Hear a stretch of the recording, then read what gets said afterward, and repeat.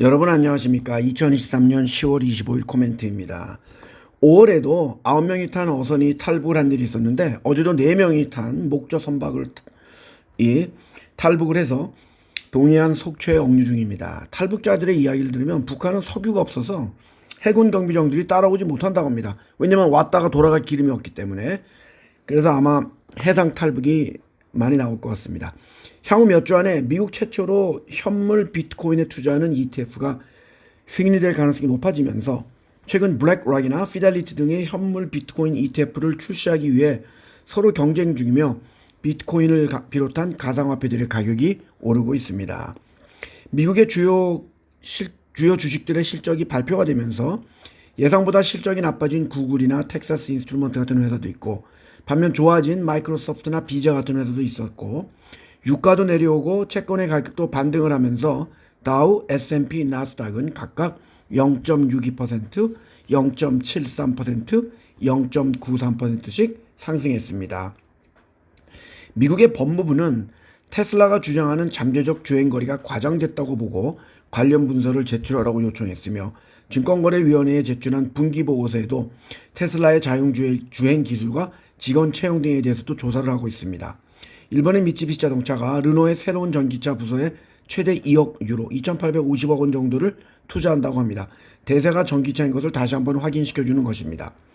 캘리포니아주의 자동차 규제 당국은 화요일부터 GM의 무인 자동차 사업부인 클루즈 사업부가 공공도로에서 안전하지 못하기 때문에, 또한 기존에 냈던 사고의 세부 사항을 잘못 전달을 했기 때문에 무인 차량 운행을 중지시켰습니다. 언제 다시 운행을 할지는 모릅니다. 이렇기 때문에 세미나에서 이야기했듯이 무인 자동차, AI 주행 등등이 쉽게 통용되기가 어려운 것이고 자금도 많이 들어가는 것입니다. 캘리포니아주를 비롯한 30개 이상의 주는 페이스북과 인스타그램의 모 회사인 메타가 청소년들에게 유해한 콘텐츠를 제공하고 이익을 보고 있다고 주장하며 메타를 고소했습니다. 최근 인스타그램이나 페이스북에 정말 상당히 이상한 청소년들이나 청소년뿐만이 아니고 많은 사람들에게 불쾌함을 주는 그런 화면들이 많이 등장을 하고 있는 건 사실입니다. 올해 들어서 독일이 일본을 꺾고 미국과 중국에 이어 3대 경제대국이 될 가능성이 높아졌습니다. 가장 큰 이유는 일본의 엔화가 유로나 달러 대비 약세로 왔기 때문입니다. 세계에서 가장 인체에 유해한 공기의 질이 나쁜 도시는 농장에서 피우는 매연과 바람이 잘 불지 않는 인도의 뉴델리입니다. 반면 싱가포르 국립환경청에 의하면 향후에 싱가포르에 많은 비가 내릴 것으로 예상이 되기 따라 화요일부터는 매일 발령이 되었던 헤이즈주의보가 중단이 됐으며, 연말까지 다시 헤이즈주의보가 내릴 가능성은 줄어들었다고 발표했습니다. 그동안 싱가포르에서는 헤이즈 때문에 고생들을 많이 했었습니다. 현대건설과 현대엔지니어링이 사우디 아람코와 24억 불, 3조 1천억 원 규모의 가스처리 플랜트 건설 계약을 체결했습니다. 이스라엘과 하마스의 전쟁이 발생한 이후 처음으로 24일에 중국과 이스라엘의 외교부 장들은 통화를 한 가운데 왕이 외교부 장관은 이스라엘에게 모든 국가는 자위권을 갖고 있다고 말을 했습니다.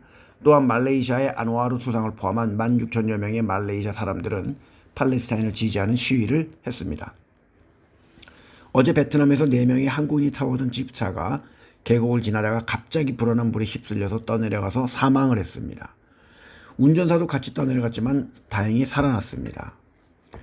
중국에서는 외교부장이 퇴출당한 이후 3개월 만에 두 번째로 내각의 고위직이 퇴출이 되었습니다.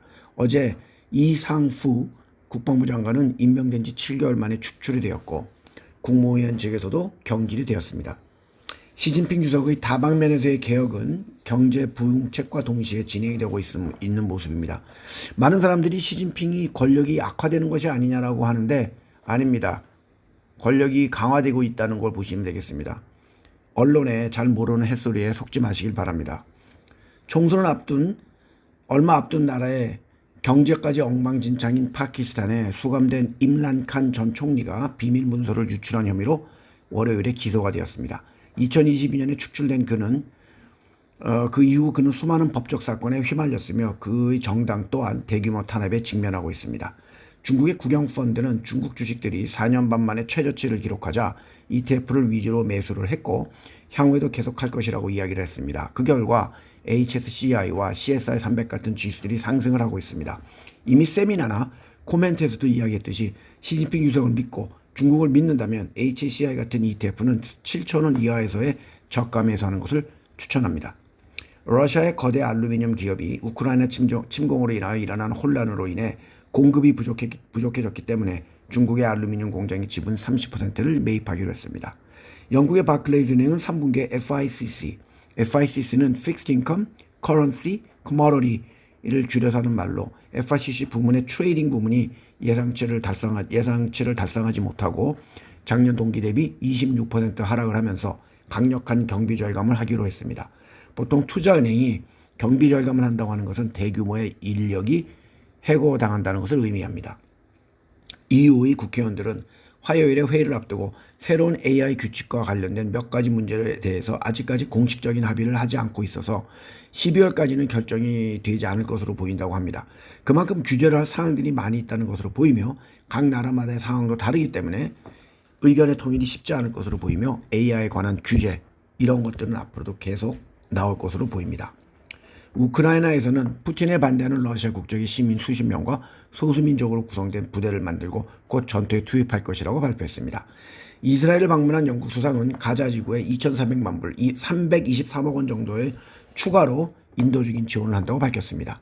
미국 하원의장의 자리가 비워진 상태에서 트럼프 대통령이 지지했던 후보가 3번 연속 투표에서 떨어지고 공화당 의원들은 다른 의원인 톰 에머를 지명을 하자 트럼프 전 대통령이 그를 다시 비난을 했고 그는 바로 후보에서 포기했습니다. 세미나에서도 누누이 이야기를 했듯이 트럼프 대통령과 미국 대선의 결과로 인한 많은 일들이 내년 금융시장에 영향을 줄 것으로 예상합니다. 버락 오바마 전 미국 대통령은 가자 지구에 식량과 물을 차단하면 국제사회에서 비난을 받고 이스라엘에 대한 지원을 약화시킬 수 있다고 말했습니다. 이유는 이스라엘과 하마스의 전쟁을 인도주의적으로 중단하는 것을 표시하는 것을 결정하기로 했지만 어딘지는 밝혀지지 않은 세계 국가, 대충 어딘지는 감이 갑니다만 이 아이디어에 의구심을 가지며 부정적인 의견을 내면서 합의를 보지 못했습니다.